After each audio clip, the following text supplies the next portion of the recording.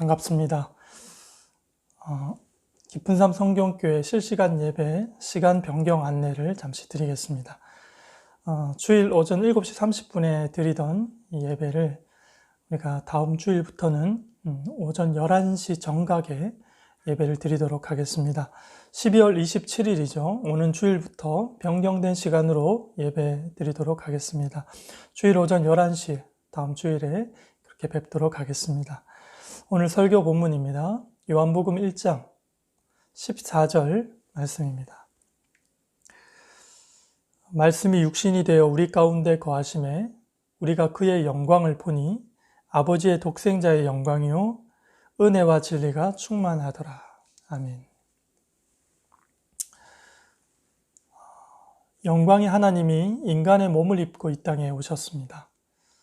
하늘 영광 버리고 우리 가운데 오신 것이 아니라 그 영광 가운데 썩을 육체의 몸을 입고 이 땅 가운데 오셨습니다. 하나님의 영광이신 그분께서 그렇게 썩을 육체의 몸을 입고 이 땅에 오셨다는 거죠. 하늘의 영광을 버리지 않고 영광된 존재로 우리 가운데 오셨으니 그 영광이 우리에게는 평화가 되었습니다. 믿으십니까? 말씀이 육체로 이 땅에 왔을 때 사람들의 반응이 어땠습니까? 여러 갈래로 나뉘었습니다. 이것은 지난주에 저희가 씨 뿌리는 자의 비유를 통해서 하나님 나라의 특징을 살피면서 보았던 부분입니다. 생명의 씨앗이 뿌려졌는데 거기에서 열매를 맺는 씨앗이 있고 또 열매를 맺지 못하는 씨앗들도 있었습니다. 우리가 다 기다리던 메시아가 하나님의 아들이신 그분께서 이 땅에 오셨는데 한결같은 마음으로 다 환영하지 않더라는 것이죠. 메시아를 적대시하는 부류들도 있었습니다. 이 부류는 많지는 않았지만 주로 기득권층에 해당되는 부류로서 사람들이 자기 권력과 자기 소유를 잃어버릴까 염려되어서 처음부터 메시아를 적대시하는 부류입니다. 공중권세 잡은 사탄이 이들을 이용해서 세상을 운영해 나가고 있습니다. 두 번째 부류는요, 메시아 오심에 대해서 관심이 없는 부류들입니다. 그것이 나와 무슨 상관이냐 그러면서 자기 삶을 그냥 사는 부류들이죠. 예수의 소식을 이들은 듣지 못했느냐? 아닙니다. 들었습니다. 그러나 그냥 자기 중심적인 삶을 살던 대로 그냥 살아가는 것입니다. 세 번째 부류는요, 메시아를 기뻐하고 대접하는 부류입니다. 오늘날의 교회를 말하고요. 그리스도를 영접하고 예수의 이름을 믿는 자들이 이런 부류에 해당이 됩니다. 메시아를 기뻐하고 그분의 오심을 축하하고 찬송하고 영광을 돌리는 것이죠. 육체로 오신 예수는요, 하늘 영광을 버리고 오신 분입니까? 아니죠. 하늘 영광 가운데 육체로 임하셨습니다. 연약한 육체 안에는 하늘의 영광과 권세를 그대로 가지신 채로 그렇게 이 땅에 임하셨습니다. 그래서 믿는 자들은 예수의 외모가 어떻든지 그분이 어떠한 초라한 모습으로 왔든지 상관없이 우리는 믿음으로 그의 영광을 환영하고 또 축하하고 축복하는 것입니다. 그런데 자기 욕심과 교만으로 보는 그런 사람들의 시선은 예수님을 아무리 잘 보아도 그분은 4대 성인 중 한 사람 수준으로 밖에는 보이지 않아요. 그래서 나의 필요가 아니면 그냥 배척해버리는 것입니다. 그냥 밀어버리는 것입니다. 왜냐하면 그도 결국 사람이라고 여기기 때문에 그렇습니다. 그런데 만약에 예수께서 하늘 영광을 버리시고 하늘 영광을 그대로 입으신 채로 우리 가운데 오신 하나님으로 보았다면 감히 그를 엄두를 못 내는 것이죠. 그래서 보는 것이 중요합니다. 어떻게 보는가가 참 중요합니다. 14절에 우리가 그의 영광을 보니 아버지의 독생자의 영광이요 이렇게 표현을 하고 있습니다. 우리가 보는 영광은 아버지의 하나뿐인 아들의 영광을 본다 이렇게 말하고 있습니다. 똑같이 보는데 이 영광, 그 질그릇 속에 담겨진 보배로서의 그 본질을 보고 그 영광을 올려드린다는 것이죠. 본다라는 동사가 여기서 강조되는데요. 설교 서두에서 또 이야기했지만 하늘 영광을 버리고 오신 예수님이 아니라 하늘의 영광을 입으신 채로 우리 가운데 오셨다는 거죠. 그런데 그 영광을 보는 사람이 있고 그 영광을 보지 못하는 사람이 있더라는 것입니다. 구에 누인 아이가 어디 봐서 영광스럽게 보입니까? 실망스럽게 보이죠.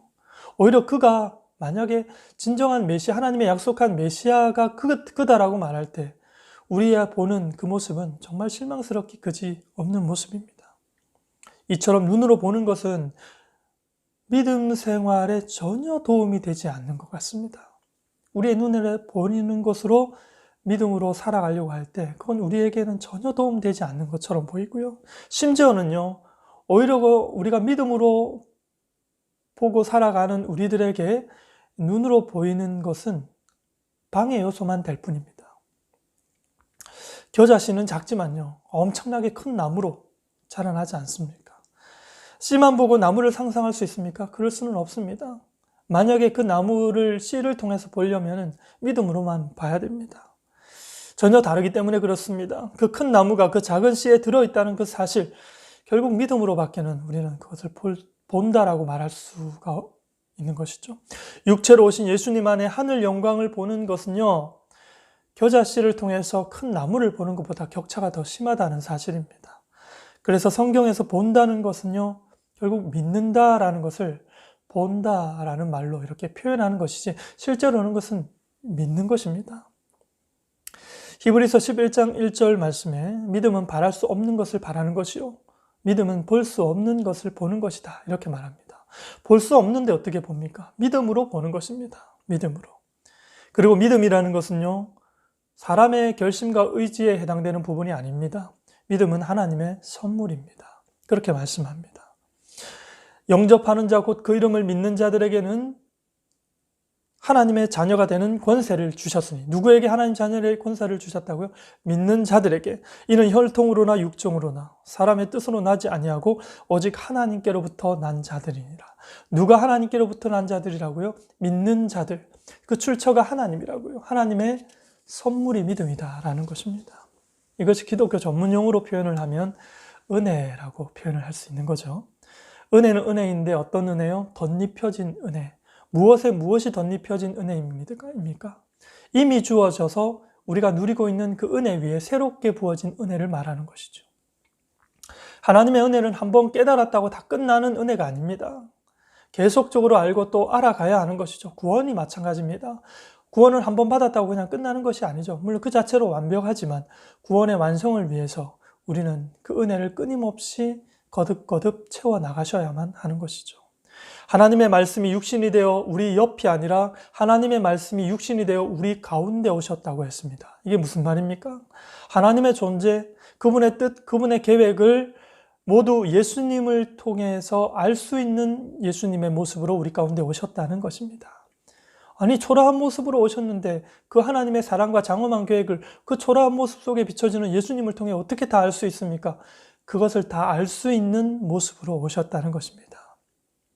구약의 고대 아람어 역본에 보면은요, 하나님의 말씀으로 그 하나님이 어떤 분인지를 그분의 인격을 알 수 있다고 했습니다. 그분의 말씀을 들으면 그분의 인격을 알 수 있는 거죠. 우리가 사람의 말을 들으면 좀 눈치 있고 사람을 볼 줄 아는 사람은 그 말의 표현을 통해서, 그 말의 내용을 통해서 그 사람의 인격을 알 수 있는 것처럼 우리는 하나님의 인격을 말씀으로 알 수 있는 것이죠. 하나님의 인격 안에는 우리는 하나님의 뜻과 또 계획을 알 수 있는 것이죠. 그분의 남다른 분야, 그 분야에 쏟아 부으시는 하나님의 남다른 마음과 그분의 심정을 알 수 있는 거죠. 그래서 영광의 하나님이 인간의 몸을 입고 이 땅에 오셨다는 것은 그분의 뜻과 계획, 그분의 마음을 다 알도록 하신 그 모습으로 오셨다는 것입니다. 여기서 무슨 하나님의 정치적인 다른 의도를 우리가 의심할 필요는 없습니다. 이렇게 그냥 받아들이시면 됩니다. 우리가 복음을 단순하다고 듣고 배워서 알고 있습니다. 복음의 단순성, 단순한 복음. 여러분, 복음은 단순하기 때문에 우리가 교리만, 그 뼈대만 분명하게 공부해서 그러면 나머지 삶으로 이제 살을 채워가면 된다. 이렇게 우리가 복음을 이해하고 있지는 않습니까? 그렇지가 않습니다. 여러분, 그 복음의 내용은 장엄하고 복잡하고요, 심오합니다. 우리가 공부하는 그런 인문학이나 철학이나 물리학, 이런 학문들도 굉장히 깊이 들어가면 복잡해서 어찌 보면 평생을 공부해도 우리는 다 알 수 없는 학문일 수 있는데요. 그것과는 비교될 수 없는 그런 복잡하고 심오한 학문이 바로 이 복음이라는 내용입니다. 우리가 그렇게 해서 평생을 공부하고 우리가 평생 배워야 되는 것이 이 복음이라는 내용이죠. 복음의 단순성이라는 말을 그래서 우리는 잘 이해하셔야 됩니다. 무슨 말입니까? 복음의 내용이 단순하다는 것이 아니라 그 복음으로 사는 삶이 단순해진다는 그 이야기가 됩니다. 다시요. 복음의 내용이 단순한 것이 아닙니다. 복음으로 사는 삶이 단순해진다는 것입니다. 그래서 복음을 공부하고 배우고 순종해서 그렇게 복음을 알면 알수록 우리의 삶은 더 단순해지는 것입니다. 삶이 단순해지면 더 힘있는 삶을 살아가게 되는 것이죠. 우리는 자꾸 쪼개고 나누고 분할했던 복잡하게 살았던 우리의 삶, 그 삶이 복음을 통해서 자리를 잡고 질서를 잡고 단순해지게 되는 것이죠. 예전에 교회가 외적인 부흥이 일어나게 될 때 신자들이 직장에서 신우회 같은 조직을 많이 만들었습니다. 같이 모여서 믿는 자들끼리 같이 모여서 직장에서 기도하고 직장을 위해서 기도하고 또 기회를 봐서 믿지 않는 직장인들에게 복음을 전하는 이런 일들을 했더랬습니다. 물론 근데 중요한 건 그것을 복음으로 사는 적극적인 삶이라고 표현하고 그렇게 이해를 하면서 살았습니다. 직장에서 직장인으로서 충실하고 정직하고 성실하게 살아가는 것, 그것도 복음으로 사는 거긴 한데 그것은 복음으로 사는 소극적인 삶이라고 그렇게 이해하고 받아들였었습니다. 그러나 그 반대입니다. 여러분, 복음으로 사는 소극적인 삶, 적극적인 삶은요, 그 반대로 이해하셔야 됩니다. 가정에서 부부와 부모로, 직장에서는 상사와 혹은 동료로서 우리가 부지런하고 정직하고 책임져야 되는 자리에 신자로서 서 있는 이런 삶이야말로 복음으로 사는 삶의 적극적인 삶이고요. 우리가 말로 복음을 전하는 것은 상대적으로 비교하면 그것은 복음으로 사는 소극적인 삶으로 이해하시면 맞는 것입니다. 종교개혁으로 개신교가 생겨나게 될 때 그 개신교가 태동되는 그 과정에서 가장 치열했던 싸움 중, 로마 가톨릭과 가장 치열했던 싸움 중에 하나는 이 이원론과의 싸움이었습니다. 이원론. 이 이원론이라는 것은 세상을 자연과 초월이라는 것으로 이분법적으로 이렇게 나누어서 세상을 바라보는 관점을 이야기하는 것인데요. 여기에 따르면 복음은 초월에 해당되는 것이지 자연과는 아무 상관없다라고 이 로마 가톨릭은 주장을 했습니다. 그러나 우리 개신교는 무슨 소리냐? 복음은 신비의 영역, 초월의 영역이기도 하지만 동시에 자연의 영역에도 속한 것이다. 이렇게 주장을 했습니다. 복음을 말로 전하는 것이 복음을 적극적으로 사는 삶으로 이해하던 시절이 있었습니다. 단지 직장에서 예수 믿는 것 때문에 더 부지런하고 더 책임감 있게 행동하는 것은 복음의 소극적인 것으로 이해하던 그런 시절이 있었죠. 그러나 그 반대라고 말씀드렸어요. 복음의 내용이 무엇입니까? 그 내용으로 볼 것 같으면 예수의 낮아지심, 섬기는 자로 오심, 겸손하고 친구를 위해 목숨 버리는 이런 일들이 그런 것이 아니겠습니까? 이런 복음의 내용을 전하는 것이 쉽습니까? 아니면 내용을 삶으로 살아내는 것이 더 쉽습니까? 복음은 장엄합니다. 복음은 심오합니다. 이것을 우리가 이 복음의 강물에 발을 들여놓지 않는다면 우리는 신자다운 삶을 결코 살아갈 수가 없을 것입니다. 이 두 가지는 다 중요합니다. 배워서 아는 것도 사람 노력이 필요한 것이고요. 신자답게 사는 것도 끊임없는 사람의 결단으로 사람의 노력이 필요한 것입니다. 종교개혁을 통해서 세워진 이 개신교회는요, 자연과 초월이라는 구분은 자연도 초월도 모두 하나님의 통치 영역에 속해 있다. 아멘. 이렇게 하는 것입니다. 그리고 신자는 하나님 앞에서 살아가는 사람들이기 때문에 하나님에게 초월과 자연이 구분이 없는 것처럼 우리도 초월과 자연으로 구분하지 않고 살아가는 것입니다.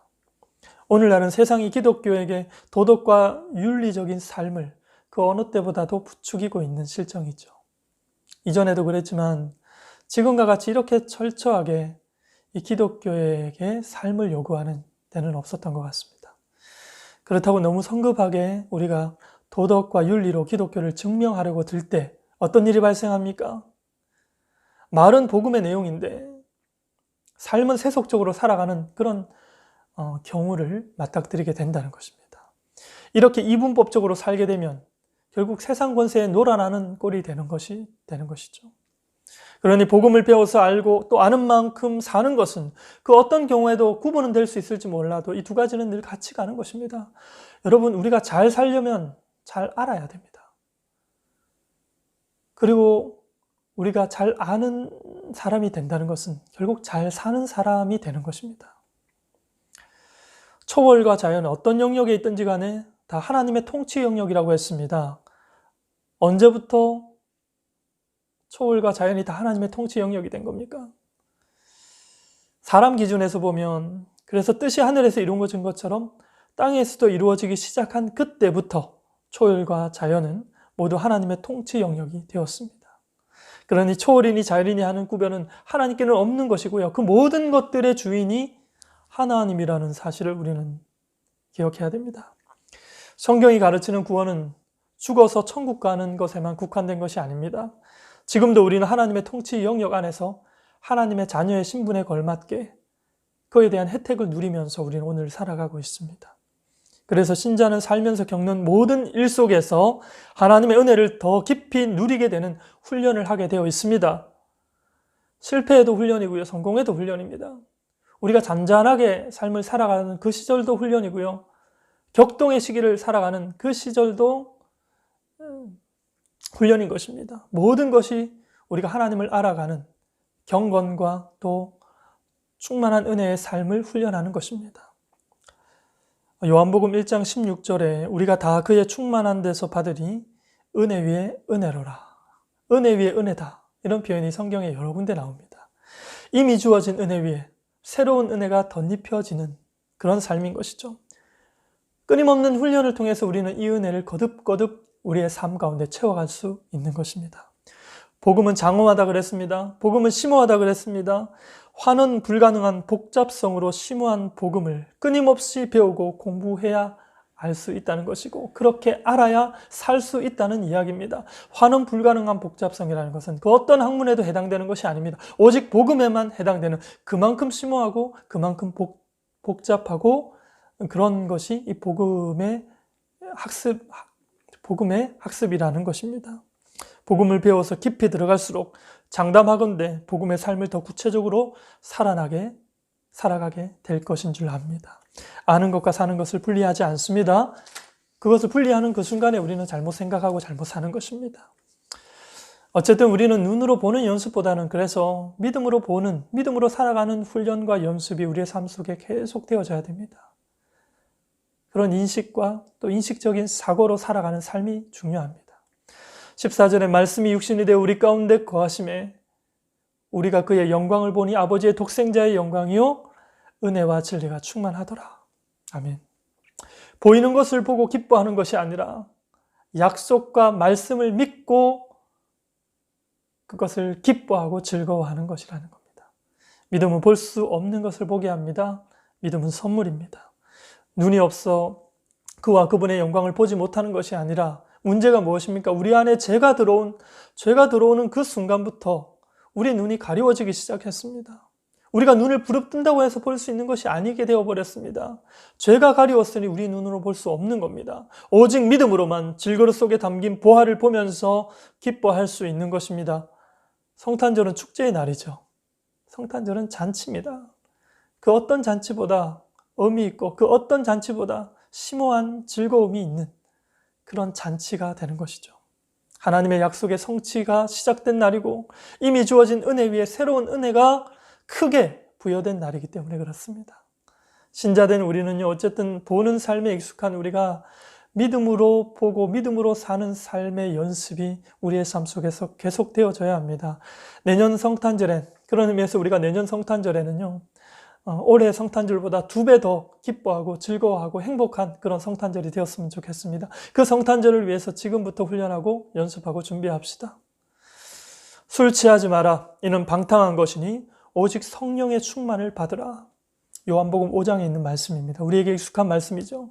성령 충만한 삶은 신자라면 누구나 목말라 하고 신자라면 누구나 원합니다. 하나님이 직접 우리 가운데 찾아오셔서 우리를 압도하는 신자만의 체험, 신자만의 남다른 경험, 이것이 성령 충만이죠. 그러나 성령 충만이 이걸로만 성령 충만은 아닙니다. 이런 초월과 신비적인 영역으로만 성령 충만을 이해할 수는 없습니다. 성령 충만은 연습하는 것입니다. 그런 면에서 술 취하지 말라는 것과 술 취하는 것과 비교되는 측면은 성령 충만은 연습을 통해서 우리의 것이 되게 하고 연습을 통해서 체험하는 것입니다. 그런 면에서 술 취하지 말라 이는 방탕한 것이니 오직 성령의 충만을 받으라고 바울은 가르치고 있습니다. 성령 충만은 술 취하는 것과는 다른 점은 성령 충만은 연습을 해야 된다는 것이죠. 이 구절은 인생을 낭비하지 말라는 그런 경고의 메시지입니다. 술 취함의 특징이 무엇입니까? 술 취한 것이 왜 문제죠? 시간을 허비하게 됩니다. 방탕하게 됩니다. 낭비하게 됩니다. 그러나 그 반대적인 의미에서 성령 충만은 연습을 통해서 우리의 것 되게 하는 것이죠. 그래서 인생을 낭비하지 말아라고 경고하는 구절이 오늘 이 에베소서 5장에 술 취하지 말라는 것입니다. 신자가 인생을 낭비하지 않는 가장 확실한 방법은 성령 충만을 연습하고 훈련하는 것밖에는 없습니다. 성경을 읽고 성경을 공부하고 또 가정과 직장에서 정직과 성실과 책임을 지는 자리에 신자로서 그 자리를 지키는 이런 하나님의 통치를 따르는 훈련을 우리는 해나가셔야 합니다. 그리고 에베소서 5장을 보면 삶을 낭비하지 않도록 하는 그런 표현들이 줄줄이 나옵니다. 생각하라, 제발 생각해라. 깨어있으라, 제발 깨어있으라. 연습하고 또 연습해라. 이런 이야기들이 반복적으로 이 에베소서 5장에서 표현되고 있어요. 코로나19 장기화로 인해서 우리는 많은 유혹들 속에 휩싸여서 정신적으로 굉장히 혼란한 가운데 우리가 살아가고 있습니다. 박해가 심하다고 해서 정신이 혼란스럽지는 않습니다. 유혹이 많을 때 정신이 혼란스럽습니다. 이럴 때라도 정신이 맑으면 우리는 방탕하지 않을 수 있습니다. 정신이 맑으면 우리는 시간을 낭비하지 않습니다. 성령 충만을 위해 하나님께 기도만 한다면 어떻게 되겠습니까? 곤란해지는 거죠. 성령 충만을, 하나님 성령 충만 주세요. 우리가 기도만 하고 앉아있다면 그거는 성령 충만을 단지 초월로만 이해하고 있는 것입니다. 신비적인 영역에만 두고 생각하는 것입니다. 그렇지 않습니다. 성령 충만을 소원한다면 우리는 실제 우리의 삶의 현장에서 연습하고 순종하는 훈련을 해나가셔야 됩니다. 성령 충만은 과정이 필요하기 때문에 그렇습니다. 시간이 필요합니다. 이런 면에서 성령 충만은 초월의 영역인과 동시에 자연의 영역이라는 사실을 우리는 기억하셔야 합니다. 저는 부부가 서로 성경을 소리내서 읽으면서 서로 녹음하고 서로 확인하면서 자신의 신앙을 점검하는 그런 부부를 만난 적이 있습니다. 얼마 전에 만나고 왔습니다. 굉장히 좋은 신앙 훈련입니다. 네, 이렇게 하셔야 합니다. 그리고 20년 동안 이렇게 산 부부가 이렇게 살고 있었습니다. 그리고 또 한 부부를 만났습니다. 자영업에 종사하면서 코로나19로 인해 요즘 얼마나 많이 어렵습니까? 소득이 그렇습니다. 그런데 나도 어려운데 보다 더 어려운, 정말로 어려운 사람들을 찾아서 가서 도와주는 그런 집사님 부부를 또 만나고 왔습니다. 놀랍지 않습니까? 기가 막히지 않습니까? 이렇게 훈련하는 거죠. 여러분, 경건은 훈련을 통해서 단단해지는 것처럼 성령 충만도요, 연습과 훈련을 통해서 견고해지는 것입니다. 다른 왕도가 없습니다. 성경을 읽다 보면 결국 우리를 이 방향으로 아주 반복적으로 강력하게 부추기는 그런 구절들을 많이 만나게 됩니다. 마태복음 5장 43절에서 48절 말씀인데요. 제가 읽을 테니 여러분 귀로 보시기 바랍니다. 또 내 이웃을 사랑하고 내 원수를 미워하라 하였다는 것을 너희가 들었으나 나는 너희에게 이르노니 너희 원수를 사랑하며 너희를 박해하는 자를 위하여 기도하라. 이같이 한즉 하늘에 계신 너희 아버지의 아들이 되리니 이는 하나님이 그 해를 악인과 선인에게 비추시며 비를 의로운 자와 불의한 자에게 내려주심이라. 너희가 너희를 사랑하는 자를 사랑하면 무슨 상이 있으리요? 세리도 이같이 아니하느냐? 또 너희가 너희 형제에게만 무난하면 남보다 더하는 것이 무엇이냐? 이방인들도 이같이 아니하느냐? 그러므로 하늘에 계신 너희 아버지의 온전하심 같이 너희도 온전하라. 아멘. 보배를 질그릇에 담고 오신 예수님처럼 우리도 하나님 아버지의 온전하심을 목표로 연습하고 훈련하면서 이전보다 더 기쁘고 이전보다 더 행복한 성탄을 축하하고 준비하면서 그렇게 살아가십시다.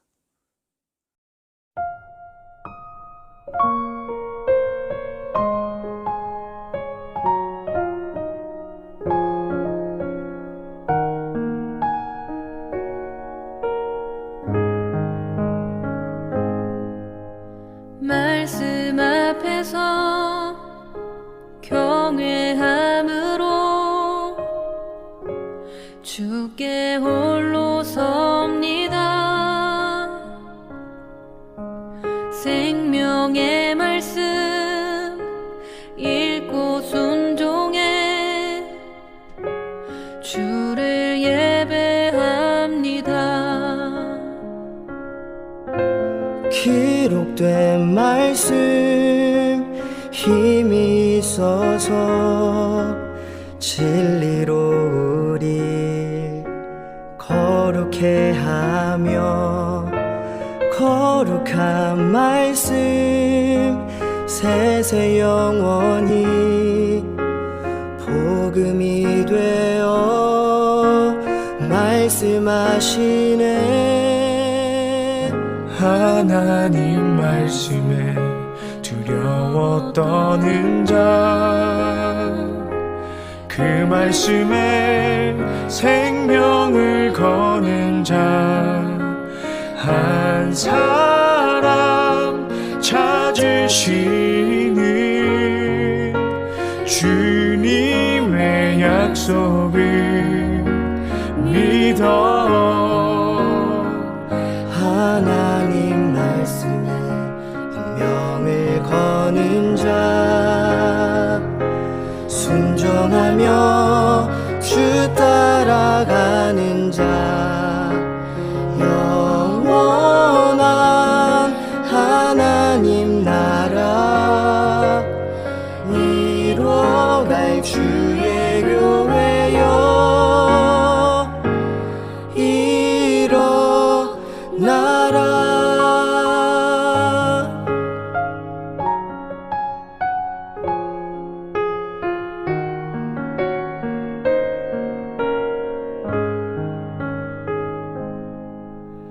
말씀 앞에서 경외함으로 주께 홀로 섭니다. 생명의 말씀 읽고 순종해 주를 예배합니다.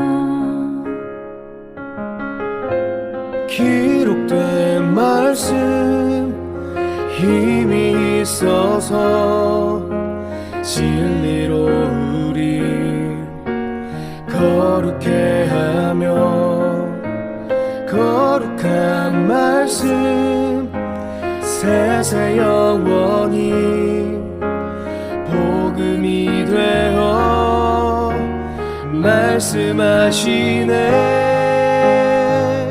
하나님 말씀에 두려워 떠는 자, 그 말씀에 생명을 거는 자 한 사람 찾으시는 주님의 약속을 믿어 하나님 말씀에 명을 거는 자 순종하며 주 따라가는 자 영원한 하나님 나라 이뤄갈 주의 교회여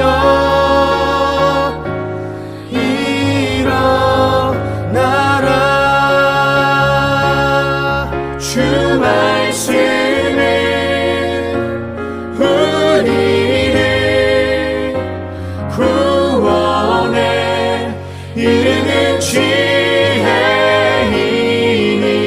목숨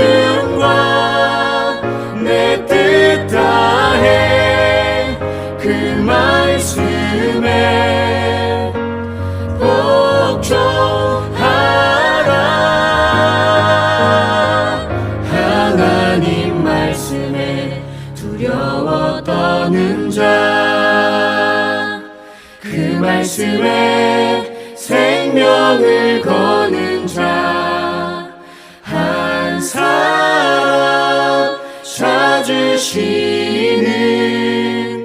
주님의 약속을 믿어 하나님 말씀에 운명을 거는 자 순종하며 주 따라가는 자 영원한 하나님 나라 이뤄갈 주의 교회여 일어나라